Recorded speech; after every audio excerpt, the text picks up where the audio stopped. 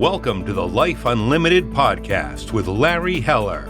You deserve complete financial advice so you can confidently live your life your way, for life. Now, let's get into this week's podcast episode. Hello and welcome to Life Unlimited with Larry Heller from Heller Wealth Management. I'm Larry's producer, Eric, and I'm here to learn along with you, the audience. Larry, how are you? I'm doing terrific today, Eric. How are you? Oh, fantastic. I know that you've got a great guest on the show and you've given me the honor again of introducing him. Can I do that? Absolutely. Go ahead. All right, here we go. So Karl H. Janhsen is an experienced CPA, ABV, with a career spanning over 30 years in public accounting. He worked at Deloitte & Touche, LLP, and several accounting firms as a partner, where he oversaw audits and challenging clients and was involved in business valuation engagements.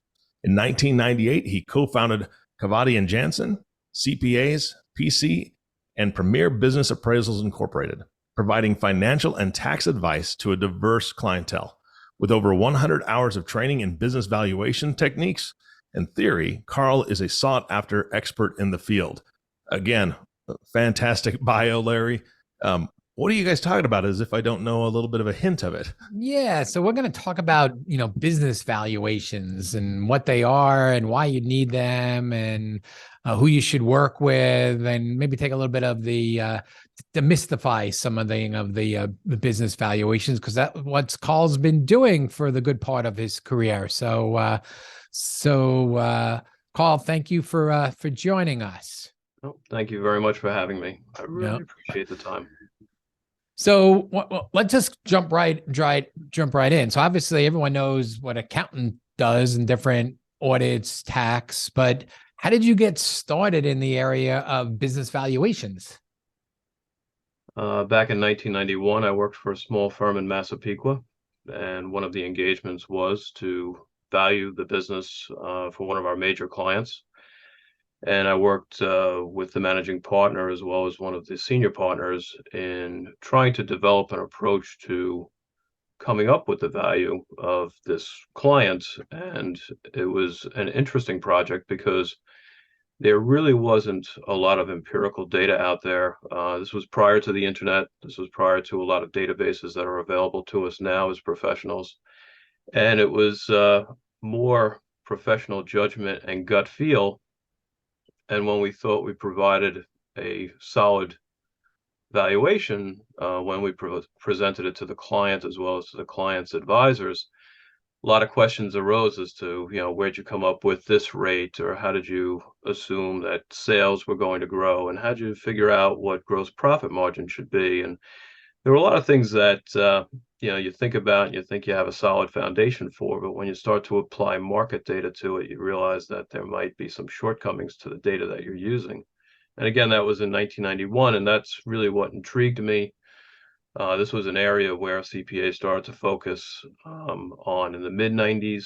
The AICPA got involved with business valuations. And so I started to take the training and I started to develop a network of attorneys and other accountants to help me start Premier Business Appraisals. Yeah, so you mentioned that one, client that you started with then. So why would you need a business valuation? I guess the one thing that comes to mind, I guess, if you're looking to sell your business, it'd be good to have a valuation. Any other reasons why someone would go through a business valuation process? Absolutely. It's probably the most popular are divorce, unfortunately. We've seen an uptick of divorce engagements since the start of the pandemic. Estate and gift planning, people passing businesses from one generation to the next. Of course, selling a business, admitting a new shareholder into a business will also require a business valuation. A merger of two businesses could require a business valuation. Filling out an application for financing, a mortgage application. Business might be one of your largest assets that you have on your balance sheet. Therefore, we can be brought in for that purpose. shareholders that are developing a shareholder agreement where, hey, if something were to happen to one or both of us, how do we value the business for buyout or for disability buyout? So we've been brought into several different circumstances to help develop a business valuation. Even one most recent engagement was to develop a value for a group of intellectual property in a business. We used certain models that we've developed to provide a value of an intangible intellectual property on an international company. So I was just going to ask you, without naming names or companies, is there a particular valuation that you can share with the audience that you found really interesting? Sure. We've done many valuations of small businesses, pizzerias, delicatessens, restaurants. But we've also done interesting projects where, a public company was acquiring a private company and they needed an allocation of a purchase price for booking the purchase of the company to their balance sheet. But probably the most interesting was a biotechnology company in New Jersey that had developed a system of delivering to the cell level chemotherapy. So it actually leave healthy tissue alone, healthy cells alone, and bring the medication right to the cell level. So you weren't destroying healthy tissue.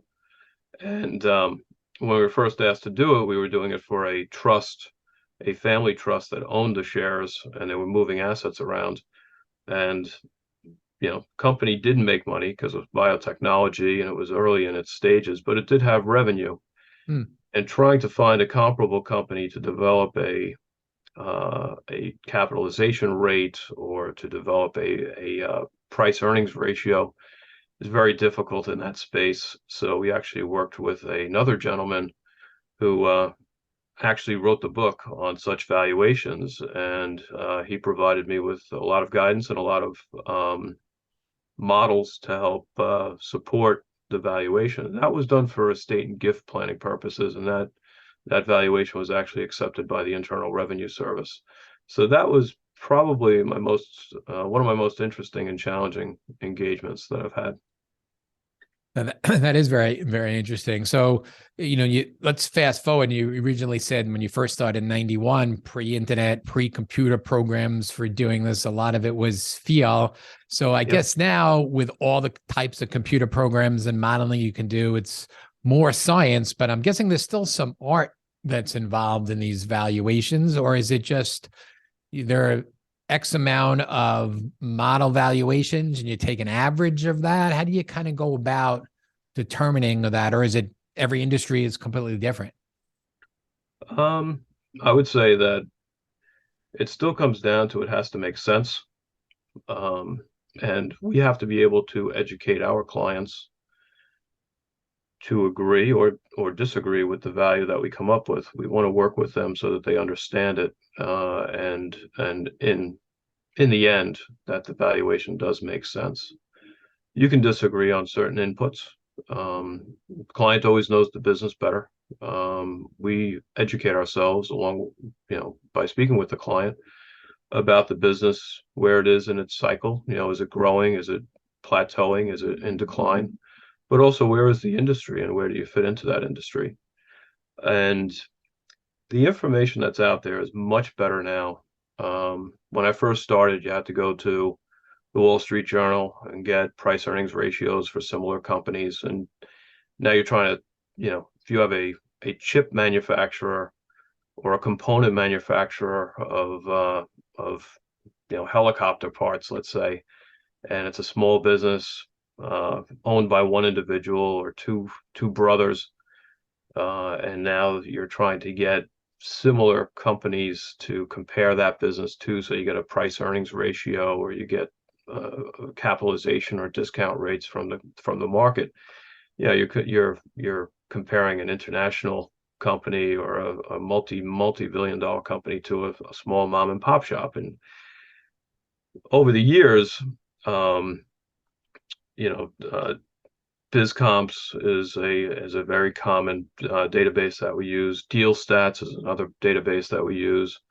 ValueSource is a third database that we use to help develop actual companies that have sold, and we can compare our business based upon size, based upon profitability to those companies. So now we can actually apply a market approach. Also, Duff and Phelps, which was a company that produced data from the stock market crash all the way till today. What's a safe risk?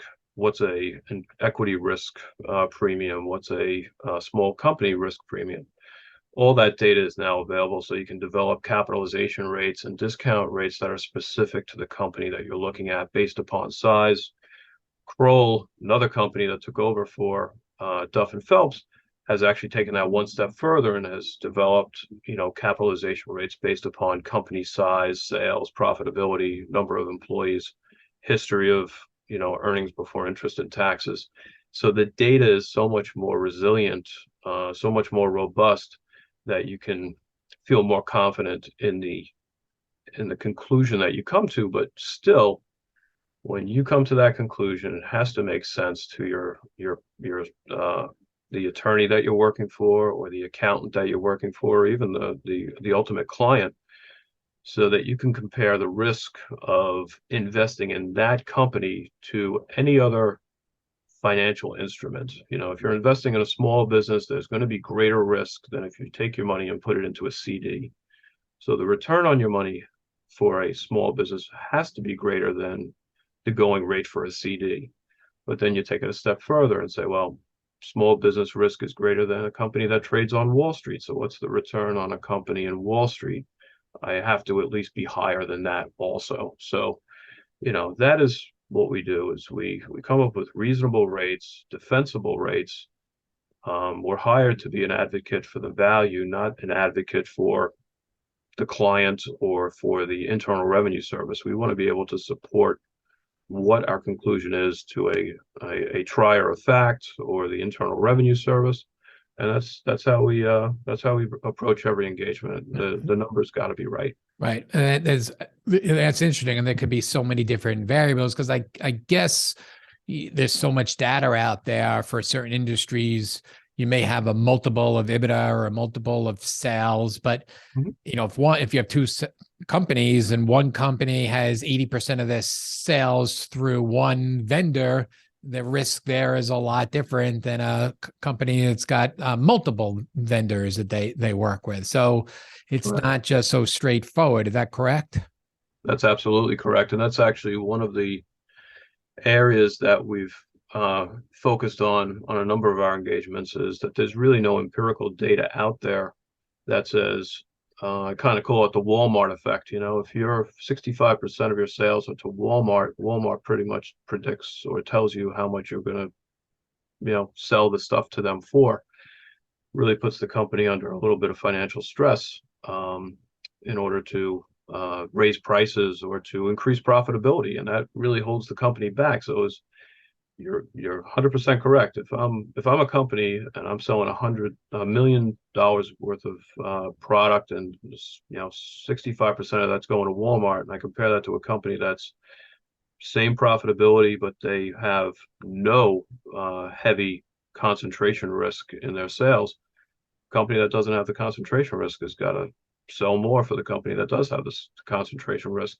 There's no database that you can look at that and say that company that has the concentration risk is going to sell at a 20%, 30%, 50% discount from the company that doesn't have the concentration risk. So it's an area we focus on. There are papers that have been written how to calculate a discount for concentration risk. We've applied concentration risk in the past to valuations of those companies that do have that. And so far, so good. It hasn't been challenged, but by not being challenged doesn't mean it's accepted either. So that's an area that we do focus on, and we hope to develop something in that area to be a market rate in the future. Very interesting. So I guess anyone that's bought a house understands when they get a real estate appraisal, they see the different values of homes, but I guess those are easy to kind of do, but each home is different. So is a business appraisal kind of a similar approach as a real estate appraisal? It is. We do have a cost approach, an income approach, and a market approach. The market approach is most favored by the Internal Revenue Service because now you're actually using sales data for actual transactions. So that should be the best empirical data that you can use to value a business. And like I said, there are many databases available today that help you develop a multiple of EBITDA or a multiple of sales, or even gross profit or earnings before interest and taxes or seller's discretionary earnings. But you have to look at that data as well and say, okay, well, is the data developed from geographically the same location?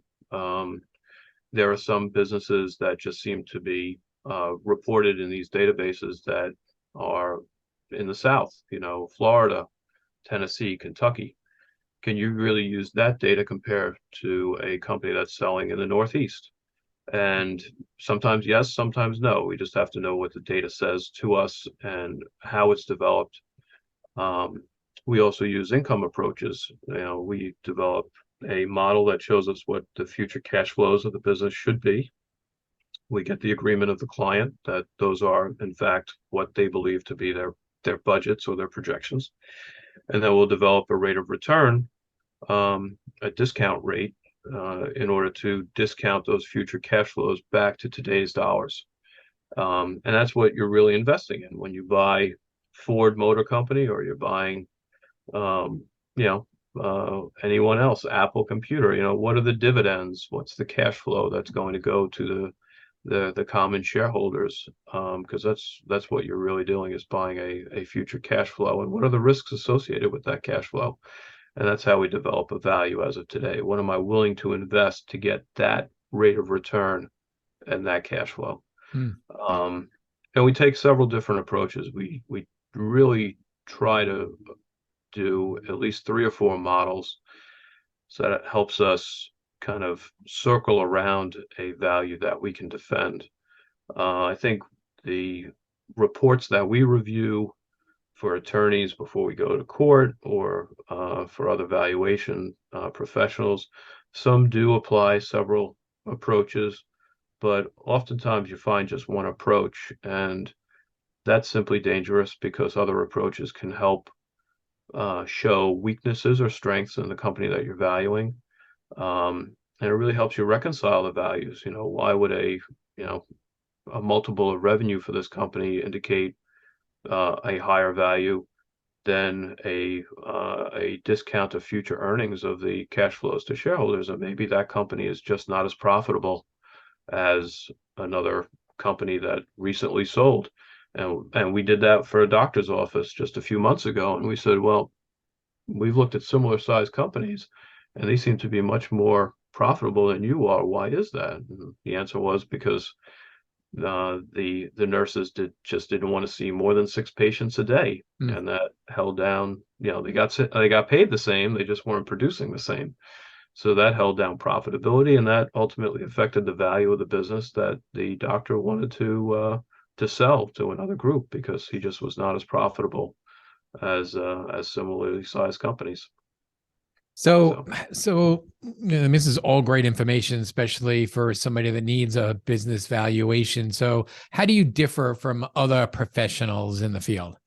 I don't want to say that others don't care about their clients, because I think we all care about our clients. I just want to get it right. And I take the extra time to get it right. I don't use standard software to come up with a value where I just put the client's data in and market rates of assumptions that are very general. I like to understand the business. I like to understand what makes it tick, where it's going and where it's been, and how that affects value. I don't mind explaining the valuation to a client. Unfortunately, sometimes the client thinks it's worth much more because their blood, sweat, and tears and Right. sacrifices have gone into that company. Doesn't every business owner think it's worth more money than it Well, is? we've had business owners come to us and say, I don't think my company's worth anything. We actually had that with a snack route distributor who said, I'm the business, it's not worth anything without me. And we said, well, based upon other companies that have sold similar in size, your business is probably worth about $80,000, and plus the cost of your van that you just purchased. And he didn't believe us, and I think he wound up selling it for 60,000 plus the cost of the van, and that was found money for him. It was certainly a help to his retirement plan. So you do have clients on each side, but the best clients are the ones that you can just talk to and explain why you've come up with the value that you have. And I think that's important, that we are a advocate for the value and not an advocate for, showing a higher value or a lower value, because once you have to back that up with the math, it's hard to justify some of the assumptions that you make. Hmm. So So why don't you let us audience know? So when and why should somebody reach out to you? I think anyone who's doing a personal financial plan that says, hey, am I going to retire on time? Am I going to run out of money? The biggest assets that you have if you're self-employed is usually your house. You might have a building, that your business runs out of, and that's the business. And too often, people don't do the proper planning over time because they're too busy servicing their clients and running the business. And I think it's important to be realistic as to what the value of your business is and where the business is in its own cycle. Many people developed products that are no longer part of the American economy. And unfortunately, if your business is solely focused on that, your retirement asset isn't going to be there for you. So I think a business valuation also forces you to take a look at the business and how you run it and what the next generation would be for the business. We've had, one company that has gone from, the grandfather to the current parents and now to the son. And you don't see that really in America, where a business lasts for 3 generations. Hmm. They're still pretty much doing things the same way that they have done for years, custom jewelry. But now they produce their own molds, and so they're more profitable than the competition. But they've had clients for 60 years, and that is certainly worth something. And we've helped transfer that from generation to generation. Yeah, we have But one of those. We have one of those clients. They've been around for 100 years, which that's is great. pretty cool to say. Also 3 generations. So Mhm. that way you don't see that. So when you see something, you can say, "Oh, this has been around for 100 years." Obviously, you have to change over time, but that's Yep. still pretty unique these days. Mhm. Yep. So, when you're negotiating with your partner about what the value of the business is and what's going to happen if one of us, passes, and, what's the agreement going to call for? Let's get insurance. Well, we don't know how much the business is worth. You can call us and we can work with you to tell you, this is what it generally would sell for based upon rules of thumb, but based upon your profitability or based upon your Mhm. projected growth, you're worth more or less the same than that. And unfortunately, if you're going through a divorce, planning on going through a divorce, you can certainly reach out to us. Or you're doing estate and gift planning where, grandpa, grandma want to pass, the family business on to the children, or they have a large stock portfolio and they want to, they're doing Medicaid planning, so they want to move those securities out of their name and they want to put it into a family limited partnership. And how can we accomplish this over time? We get involved in those transfers as well. So, financial planning, business planning, going for additional financing, and they're asking what the value of your business is. We can get involved in those, and it's not just a one size fits all engagement. You tell me what you need, we'll work up a budget to work within, your needs, and we'll get to work. Yeah, great. So this has been real enlightening, and I hope the audience has enjoyed it as much as I did today. So if they want to get in touch with you, Karl, what's the best way for someone to get in touch with you? You just call my office. It's 631-928-6300. I'm in Port Jefferson, but we've done engagements across the United States. We just finished up an engagement of a manufacturing company in Hong Kong. So, just give me a call. Phone's always on, and I will always be happy to speak to you about whatever your needs are. Great. Karl, thanks so much for joining us today. This has been terrific. Thank you for having me. Appreciate it. Gentlemen, this has been fantastic. Karl, a lot of great information in this podcast, things that I had never really thought of before. And I appreciate your time. Larry, this has been fantastic. Again, brought a great guest on, had a wonderful conversation. So thank you so much. If folks are, thinking maybe how could this fit into my overall plan, this is what you do. This is what you specialize in. Can you give them your contact info as well? Sure. They can reach out to us at 631-248-3600, or real easy, they can go on to our website, hellowealthmanagement.com, and they can schedule a free 20-minute consultation with me or one of the certified financial planners on staff. Perfect. All right. Thank you both again. And of course, our last thank you goes to the listening audience. Thank you so much for tuning in and listening to the Life Unlimited podcast with Larry Heller. If you have not subscribed to the podcast yet, please click the subscribe now button below. This way, when Larry comes out with a new podcast, it'll show up directly on your listening device. If you're watching this on YouTube, we'd appreciate a like and a follow there as well. We humbly ask you to share this podcast, rate it, and leave a review, as this does help others find the show. Again, thank you so much for listening today. For everyone at Heller Wealth Management, this is Eric Johnson reminding you to live your best day every day, and we'll see you next time.